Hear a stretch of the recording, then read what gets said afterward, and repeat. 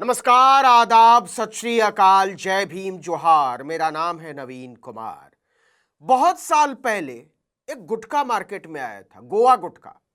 उसके विज्ञापन की टैगलाइन थी, हम यहां भी खिलाते हैं, हम वहां भी खिलाते हैं। इस विज्ञापन के नायक थे परेश रावल, बीजेपी के पूर्व सांसद।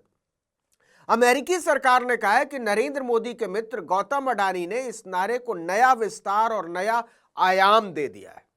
देखिए, बहुत सीधा सा सवाल इस समय देश के सामने खड़ा है कि दोस्त गौतम अडानी ने क्यों पोत दी अपने जिगरी नरेंद्र मोदी पर कालिक। पूछिए कैसे? तो सुनिए, अब जबकि अमेरिकी अदालत में यह बात सील ठप्पे के साथ दर्ज हो चुकी है कि अडानी ने हजारों करोड़ रुपए भारत के अधिकारियों को घूस देने के लिए निवेशकों, बैंकों और वित्तीय संस्थानों को चूना लगाया, तो पूरी दुनिया जानना चाहती है कि मोदी के राज में हजारों करोड़ की घूस कौन लेता है, क्योंकि देता कौन है यह बात अमेरिका वालों ने अपनी फाइल में लिख दी है। और अमेरिकी प्रतिभूति अधिकारियों ने इस फाइल में लिखा है कि गौतम अडानी, उनके भतीजे सागर अडानी और अडानी ग्रीन के दूसरे अधिकारियों ने सौर ऊर्जा अनुबंध हासिल करने के लिए 2020 से 2024 के बीच भारतीय सरकारी अधिकारियों को $25 करोड़ यानी लगभग 2100 करोड़ रुपए, बल्कि इससे अधिक की घूस दी। अनुमान लगाया गया था कि $25 करोड़ की घूस देकर समूह को संभावित रूप से $2 अरब का फायदा हो सकता है। मतलब अमेरिकी सरकार ने साफ साफ कह दिया है कि मोदी राज में जमकर घूस दी जा रही है और जमकर घूस ली जा रही है।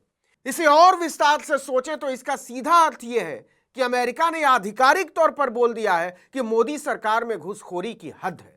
और इससे भी साफ तरीके से कहें तो सील ठप्पे के साथ कह दिया है कि मोदी सरकार में बिना लेन देन के कोई काम नहीं होता। आपको याद हो तो महाराष्ट्र, झारखंड के चुनाव में मोदी चिल्ला रहे थे कि कर्नाटक से लूटकर पैसा यहां लगाया जा रहा है, लेकिन अमेरिका तो कह रहा है कि अडानी निवेशकों से लूटकर मोदी राज की घूसखोरी पर न्यौछावर कर रहे हैं। 10, 20, 50, 100 करोड़ नहीं, हजारों हजार करोड़ रुपया मोदी सरकार में घुसखोरी पर न्यौछावर कर दिया अडानी ने।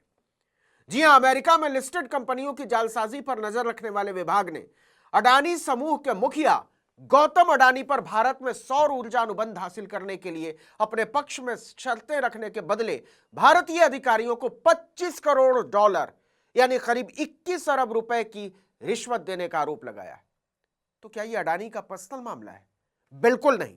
सच यह है कि अडानी ने एक देश के तौर पर भारत की सरकार और भारत के लोगों की साख पर कालिक पोत दी है। लेकिन बजाय इस पर एक्शन लेने के प्रधानमंत्री कार्यालय ने बीजेपी को मोदी के मित्र के बचाव में उतार दिया। और अगर अमेरिकी कोर्ट में यह बात साबित हो गई कि अडानी ने घूस दी है हजारों करोड़ रुपए, तो समझ जाइए क्या हो सकता है। अडानी को भारी सजा होगी और प्रत्यर्पण की मांग उठेगी, क्योंकि भारत और अमेरिका के बीच एक दूसरे के अपराधियों को एक दूसरे के हवाले करने की संधि है। अमेरिका ने हवा में आरोप नहीं लगाए हैं, बाकायदा दस्तावेजी सबूतों के आधार पर अमेरिकी एजेंसी FBI ने लिखा है कि अडानी ने 2029 करोड़ रुपए की रिश्वत भारत सरकार के अफसरों को दी। इस घुसखोरी में अडानी से जुड़ी एक अमेरिकी कंपनी भी शामिल है।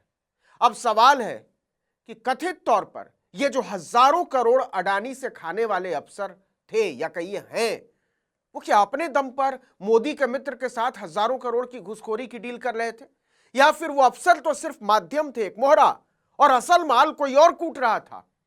क्या रिश्वत का पैसा ऊपर तक पहुंचाया जा रहा था? और अगर ऐसा है तो वो तीसरा आदमी कौन है? प्रधानमंत्री कार्यालय मौन है। इस पर एकदम सन्नाटा पसरा हुआ है। आखिर क्यों मोदी सरकार इस पर अपनी स्थिति देश के सामने स्पष्ट नहीं कर रही या नहीं करना चाहती? विपक्ष की तमाम पार्टियां लगातार कहती रही हैं कि गौतम अडानी के धंधे की जांच तो करो, लेकिन सरकार ने पिछले दरवाजे से सेबी में भी अडानी की चहेती को बैठा दिया। माधवीपुरी बुच, सेबी चीफ, खुद ही कई आरोपों में घिरी हुई है। लेकिन अमेरिका भारत नहीं है कि प्रधानमंत्री के चहेते सेठ को बचाने के लिए पूरे सिस्टम को उसके कदमों में डाल दिया जाएगा। तो जिनको लग रहा है कि इस बार भी नरेंद्र मोदी अडानी लाला को बचा लेंगे, वो गलतफहमी में है। अमेरिका का सिक्योरिटी एंड एक्सचेंज कमीशन यानी SEC सचमुच में अपने निवेशकों की परवाह करता है, किसी प्रधान या उसके पालतू सेठ की नहीं। इसीलिए मामला सामने आने के 1 महीने के भीतर अमेरिकी कोर्ट ने अडानी के खिलाफ गिरफ्तारी का वारंट जारी कर दिया। जाहिर सी बात है, अमेरिका अब अडानी को मांगेगा। अब अडानी को बचाने का एक ही तरीका होगा, सजा अगर हो गई तो, कि भारत में अडानी पर कोई मुकदमा दर्ज हो। अब मोदी को काटो तो खून नहीं है, क्योंकि अब अगर मुकदमा दर्ज हुआ तो मोदी की बखिया उधड़ जाएगी। विपक्ष की इतनी मांगों पर क्यों नहीं किया, पूछा जाएगा और अमेरिका इस होशियारी को पकड़ लेगा। अब दूसरी बात, अगर भारत ने अडानी पर मुकदमा दर्ज कर भी दिया या प्रत्यर्पण से इनकार भी कर दिया तो अमेरिकी न्याय विभाग इंटरपोल से रेड कॉर्नर नोटिस जारी करवा सकता है। अडानी लाला को भगोड़ा घोषित किया जा सकता है।